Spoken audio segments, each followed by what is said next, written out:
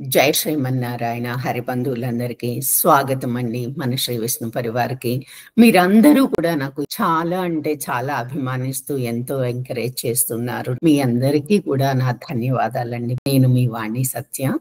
జై శ్రీమన్నారాయణమ్మ. జై శ్రీమన్నారాయణ గురుగారు. మా చిట్టి గారు ఈరోజు 101 శ్లోకం నుండి 104 శ్లోకాలు నేర్చుకుందాము. 101వ శ్లోకం. అనాదిర్ భూర్భువో లక్ష్మీస్ సువీరో రుచిరాంగదః జననోచన జన్మాదిర్ భీమో భీమ పరాక్రమః. పద విభజన. అనాదిర్ భూర్భువో, ఫస్ట్ భ మహాప్రాణం, రా కింద భ సంయుక్తాక్షరం, అది కూడా మహాప్రాణం. లక్ష్మీస్ క్ష కింద మకారం సంయుక్తాక్షరం. సువీరో రుచి రాంగదః జననో జన జన్మాదిర్ నా కింద మకారం. భీమో భ మహాప్రాణం, భీమ మళ్ళీ మహాప్రాణం, భ పరాక్రమః కా కింద రకారం. ఆఫ్లైన్ చూద్దాం. అనాదిర్ భూర్భువో లక్ష్మీస్. అనాదిర్భూర్భువో లక్ష్మీస్. అనాదిర్భూర్భువో లక్ష్మీస్. సువీరో రుచిరాంగదః. సువీరో రుచిరాంగదః. సువీరో రుచిరాంగదః. జననో జన జన్మాదిర్.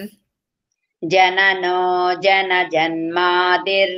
జననో జన జన్మాదిర్. భీమో భీమ పరాక్రమః. భీమో భీమ పరాక్రమః. భీమో భీమ పరాక్రమః. Line wise. అనాదిర్భూర్భువో లక్ష్మీస్ సువీరో రుచిరాంగదః. అనాదిర్భూర్భువో లక్ష్మీస్. సువీరో రుచిరాంగదః. జననో జన జన్మాదిర్ భీమో భీమ పరాక్రమః. జననో జన జన్మాదిర్. భీమో భీమ పరాక్రమః. Very good. పూర్తి శ్లోకం అందరం కలిపి.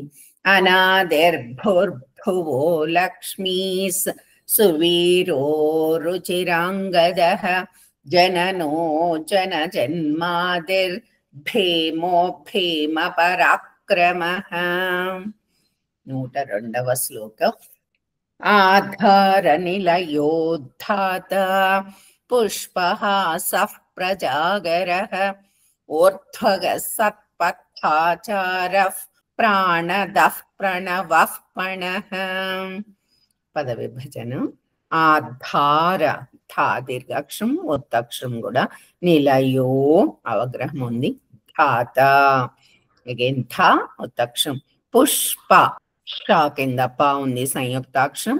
హాసః ప్రజాగరః ప కింద రకారం. ఊర్ధ్వగస్ రా కింద ధ మహాప్రాణం ఉంది, వకారం కూడా ఉంది. ఊర్ధ్వగస్ సత్ పథాచార థా పొట్లో చుక్కుంది మహాప్రాణం. ప్రాణదఫ్ ప్రణవః రెండు పాల కింద కూడా రకారాలు ఉన్నాయి. పణః. ఆఫ్లైన్ చూద్దాం. ఆధార నిలయోద్ధాత. ఆధార నిలయోద్ధాత. ఆధార నిలయోద్ధాత. పుష్పహాసః ప్రజాగరః. పుష్పహాసః ప్రజాగరః. పుష్పహాసః ప్రజాగరః. ఊర్ధ్వగः సత్పథాచారః. ఊర్ధ్వగः సత్పథాచారః. ఊర్ధ్వగः సత్పథాచారః. ప్రాణదః ప్రణవః పణః. ప్రాణదః ప్రణవః పణః. ప్రాణదః ప్రణవః పణః. Line wise.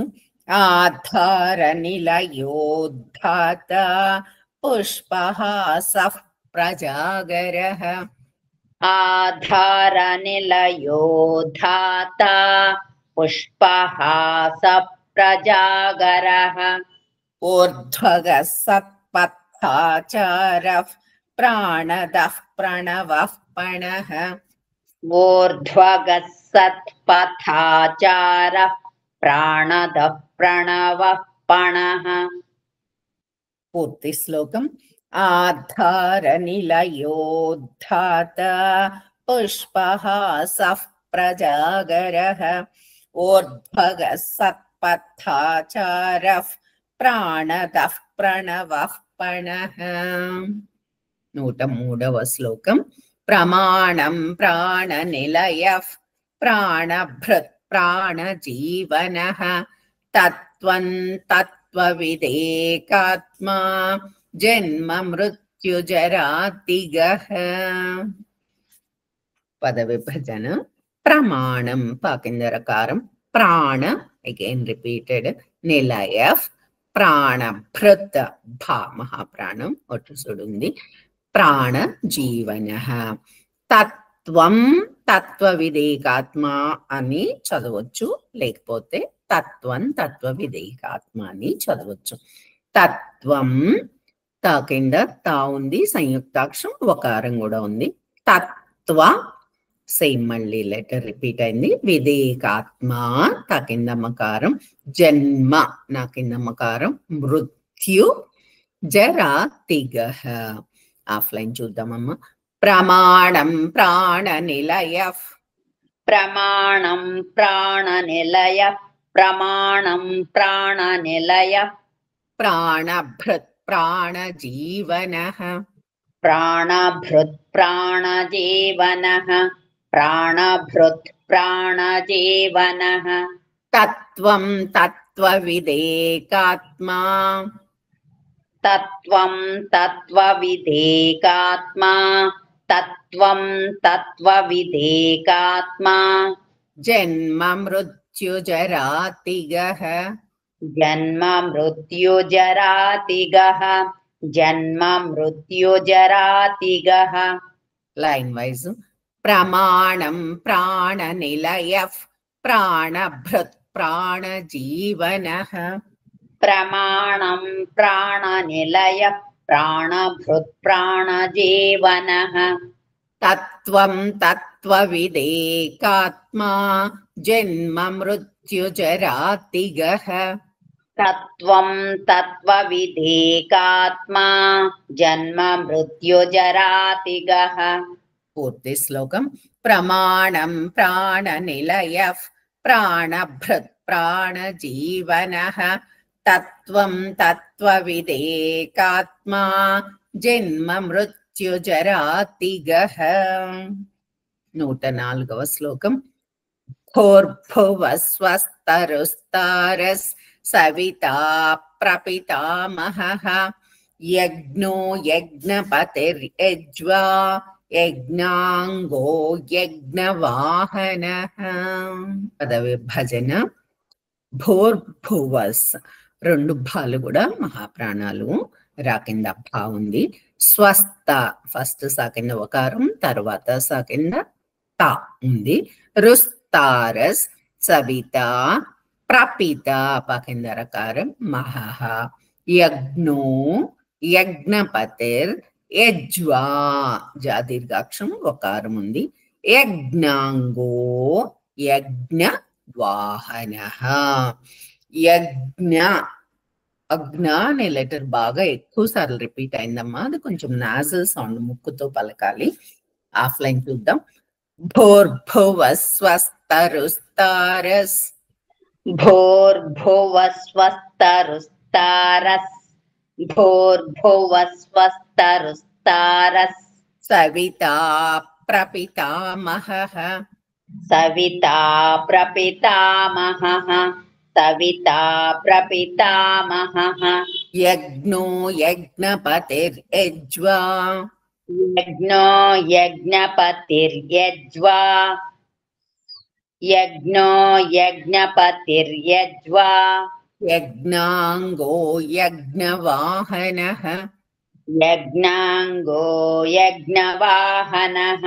యజ్ఞాంగో యజ్ఞవాహనః లైన్ వైజ్ భూర్భువస్వస్తరుస్తారస్ సవితా ప్రపితామహః భోర్భువస్వస్తరుస్తారः సవితా ప్రపితామహః యజ్ఞో యజ్ఞపతిర్యజ్వా యజ్ఞాంగో యజ్ఞవాహనః యజ్ఞో యజ్ఞపతిర్యజ్వా యజ్ఞాంగో యజ్ఞవాహనః వెరీ గుడ్. పూర్తి శ్లోకం అందరం కలిపి.